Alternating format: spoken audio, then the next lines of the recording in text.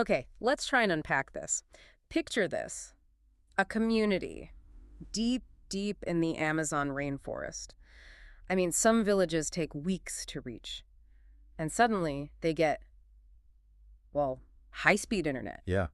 What actually happens when a culture so rooted in tradition just collides, like head-on with the digital age, seemingly overnight? It's definitely not a simple story. And as things unfolded, it sparked this huge international controversy. Exactly. So this deep dive, it's all about the Marubo tribe in the Brazilian Amazon and the, frankly, disruptive arrival of Starlink satellite internet. And as you'll see, it wasn't just about tech or culture for long. It really became a flashpoint, didn't it? About media power, representation. Oh, absolutely. And who gets to control the narrative about indigenous communities, especially now in the digital age? Right. So for this dive, we've pulled together material from, well, all over the place. Yeah, we've got the original New York Times piece that broke the story. Yeah. Lots of follow-up media coverage, the actual legal filings from the lawsuit. And other accounts trying to get the Marubo side of things, too. Our mission here is to navigate all this, cut through the sensational headlines if we can, and really explore the full picture. We want to look at the promised benefits, because there were some. Definitely.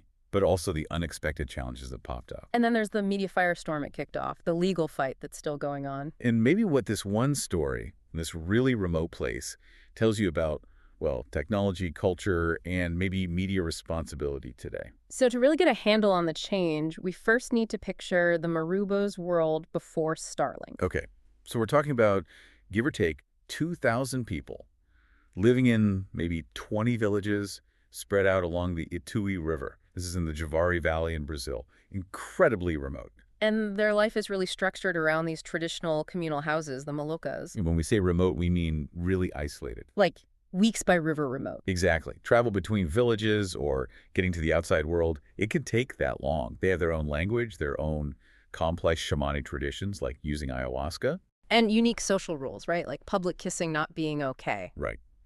Very distinct customs. And their daily survival, it hinges on these traditional roles. Men hunt, fish, build canoes. Women manage the farms, make crafts. This isn't just like cultural flavor. It's fundamental to how they live, how they eat. It's their food security, their community structure. So the first thing to grasp is just how huge that cultural and technological gap was. Yeah, it wasn't like bringing internet to, a rural town in the U.S. This was a different reality entirely. Totally different rhythms, different dependencies, a society really, really removed from global digital norms. Understanding that isolation is just crucial. Because it helps you understand the sheer scale of the impact when connectivity arrived. Right. The contrast makes the changes, good and bad, so much more dramatic. And it helps explain why things could spread so fast through their communal way of life. Okay, so how did Starlink, this global tech thing, even get there? Well, in 2022, the Marubo received 20 Starlink dishes. Sources describe them as a generous gift. Quite valuable, too, around $15,000 each, apparently. And who made this happen? It seems key figures were a tribal leader, Inoki Marubo, and a Brazilian activist named Flora Dutra. They're linked to an organization called Navi Global. Navi Global, right. They focus on connecting remote indigenous communities. Exactly. And the tech itself, Starlink, is kind of perfect for this, in theory. Because it uses satellites. Low Earth orbit satellites. Thousands of them, with plans for tens of thousands more. The whole point is global coverage, high speed, low latency, especially for places like the Amazon with no ground cables. So what kind of speeds are we talking? Typically 100, maybe 200 megabits per second, latency around 20 milliseconds. The hardware is pretty simple, a dish, a router, plug and play, basically. And it works in the rainforest with the weather. Yeah, it's designed to be pretty weather resistant, but... Well, there's a catch. Always a catch. Power. Power. Exactly. Newer Starlink versions use less power, can even run on DC. But you still need a reliable source off-grid, usually solar panels, batteries. Which isn't always simple or cheap to set up and maintain out there. Right. It's a critical point. The reports mentioned another community actually built a special little hut just for their Starlink gear and power system. So the gift of internet brings another dependency, really. The need for consistent power. Another layer of tech dependency, yeah. It's not just the dish. Okay, so dishes are up, power sorted. What happened next? What did life look like with internet? Well, for the first, say, 9 months or so, this is after activation around September 2023. The initial impacts were mostly positive. People seemed to welcome it. Like what kind of positive? The big one immediately was staying in touch with relatives living far away. Huge for a dispersed community. Makes sense. Connection across distance. And the really crucial one, emergency medical help. Oh, that's huge. Reports say having internet literally saved lives. Being able to call for help quickly in emergencies, it's massive. Game changer in a place that remote. There was also mention of connecting people to better education resources, though the details on how that worked were a bit thin in the sources we saw. Still, the life-saving part. Yeah. You can see why that would make people embrace it, right? Yeah. That's incredibly powerful. Absolutely. A strong driver for adoption. Yeah. Probably outweighed a lot of initial concerns people might have had. It wasn't all good news. No. Pretty quickly, the downsides start showing up. And they sound familiar, like issues we see everywhere. Such Reports of teenagers getting addicted to their phones, group chats turning into gossip mills. Okay, yeah, sounds familiar. Plus, addictive social media, talking to strangers online, violent video games. Scams, misinformation. All of that. And then a really sensitive one. Concerns about kids seeing pornography. Oh, wow. And leaders reporting more aggressive sexual behavior among some young men, which they said clashed badly with traditional Marubo norms. So the elders must have been worried. Deeply concerned. They were worried young people were getting lazy. Lazy how? Neglecting the traditional work. Hunting, fishing, farming, the stuff they need to survive. They felt they were learning white people's ways instead. And losing their own. That was the fear. One Marubo person who'd lived outside and helped bring the internet in even admitted it had damaged the traditional work ethic. So what did the leaders do faced with this double-edged sword? Well, they didn't just ban it. Maybe they couldn't, given the benefits like emergencies. They tried to manage it. Manage it how? They set up a strict schedule. Internet on for 2 hours in the morning, 5 hours in the evening. An all-day Sunday. And all day Sunday. It was a deliberate attempt, by the tribal leadership to control its impact on daily routines, on tradition. That's fascinating because even with all those problems, the gossip, the laziness concerns, the problematic content, the sources also say tribal members felt we can't do without the internet anymore. Right, and that phrase just captures the dilemma perfectly. It became essential that quickly. Apparently so, especially for those critical things like safety and communication. So the leaders are stuck managing this thing that's both causing problems and seen as indispensable. The schedule is their attempt at finding some kind of balance then. A way to navigate between keeping their traditions and using this powerful new tool. It's a real tightrope walk. Okay. So this complex local situation, how did it become this huge global story? Media. Specifically, a New York Times report by Jack Nikes in June 2024. That was the catalyst. What did it say? It described the situation as having mixed results. It mentioned the benefits, but it also listed the problems, including the underage viewing pornography issue, among others. And that report got a lot of attention. Huge attention. But there was also some criticism later, pointing out the reporter was only there for about 48 hours, even though he'd been invited for a week. Raising questions about how deep his understanding could be in that time. Exactly. Anyway, the NYT story went viral. Picked up everywhere. Amplified, and, according to the critics, often distorted with more inflammatory headlines. Like the TMZ one. That's the prime example, yeah. And it's named in the lawsuit. Tribe gets Starlink, gets addicted to porn. Just like that, with the exclamation points. Wow, so subtle. Yahoo was involved too. Yahoo News ran stories too, and they also ended up named in the tribe's lawsuit. Why do you think that specific detail, the porn angle, just exploded? Well, honestly, it's clickbait gold, isn't it? Pornography plus isolated Amazon tribe.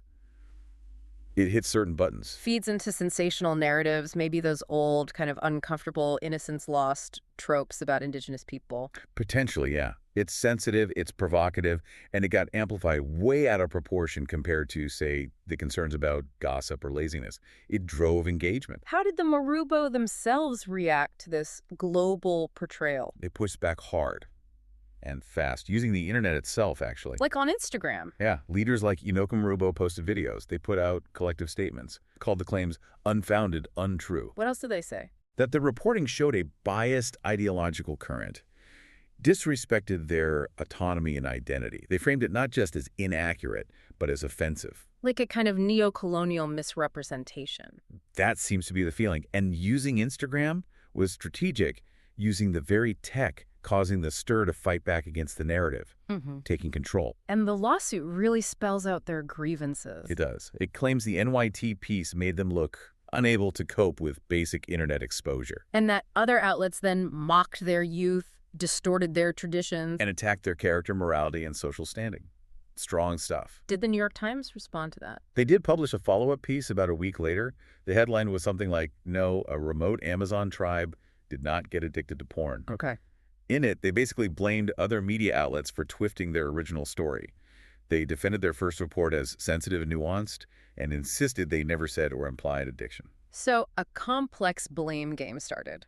And all this led to some serious real-world consequences beyond just headlines. Huge consequences. First off, the lawsuit itself, filed in LA against the NYT, TMZ, Yahoo, Seeking how much? a lot. $180 million total, with $100 million of that in punitive damages. Wow. And the specific claims are? Defamation, harming their reputation with false statements, negligence, fraudulent inducement, intentional infliction of emotional distress, invasion of privacy. That's major. A remote tribe using the U.S. legal system against global media giants. It's incredibly significant. It's about seeking damages, yes, but also maybe setting a precedent, challenging that power dynamic. There was other damage too, right? Collateral damage. Devastating damage for Navi Global, the organization that helped bring in the Starlink. What happened to them? They were apparently valued at $3 million before this blew up. Afterwards, forced to shut down operations, lay off staff, cancel projects. Just because of this story. Funding dried up. Foundations pulled out, partnerships ended, planned talks, like one at the European Parliament, got canceled. Their name just got tangled up with this whole introducing porn to tribes narrative, unfairly or not. That's brutal. And what about the individuals involved? Inoke Marubo, Flora Dutra.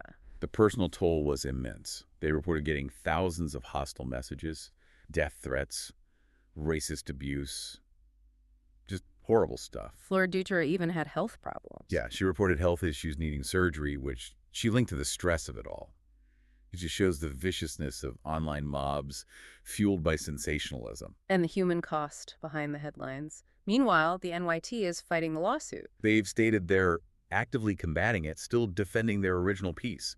So it looks like a long, potentially very expensive legal fight ahead. Highlighting that power imbalance again. Definitely.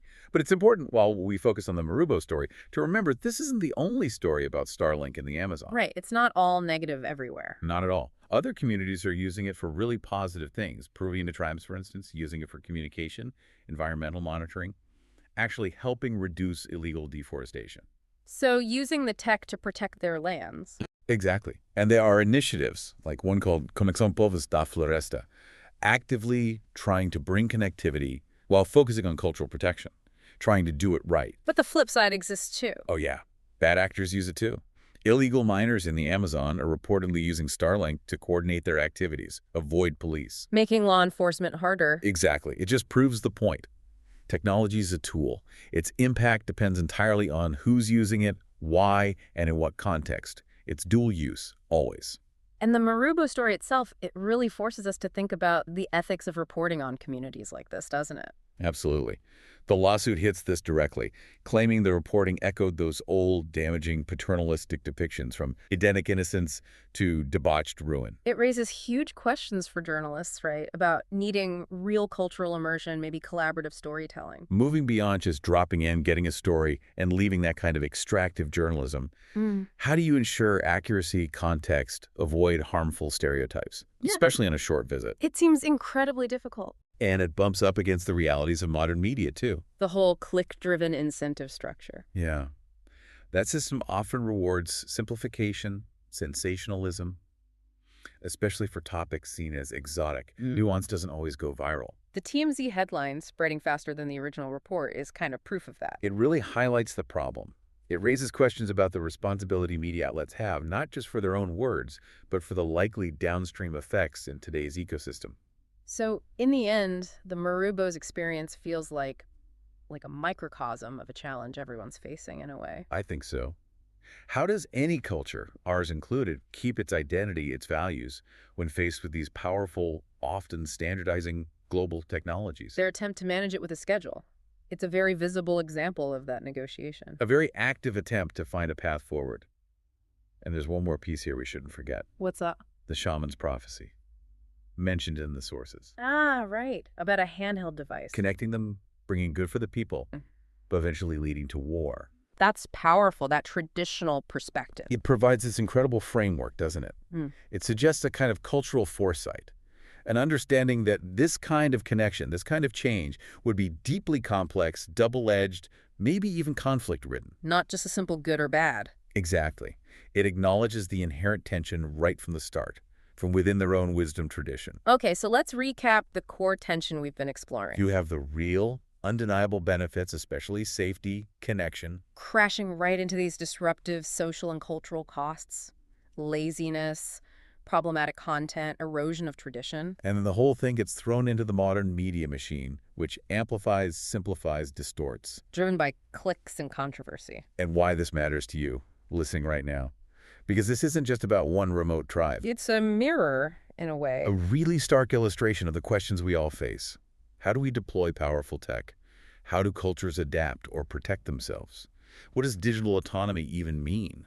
And what are the ethical duties of those telling stories about worlds unfamiliar to their audience? Critical questions for everyone in the digital age. So, that final provocative thought.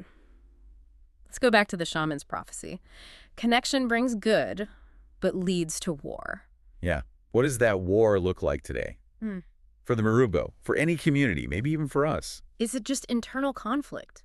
Misinformation, social division, fighting amongst ourselves fueled by online interactions? Or is it also a constant struggle against outside forces? Yeah. Against narratives trying to define us, simplify us, maybe even exploit us? What happens when the tool that's supposed to connect and empower Can also be turned against the very people it was meant to serve, used as a weapon, from inside or out. definitely something to think about as this digital tide just keeps rising, changing everything everywhere. Whether you're in the Amazon or, sitting right next to a data center, it affects us all.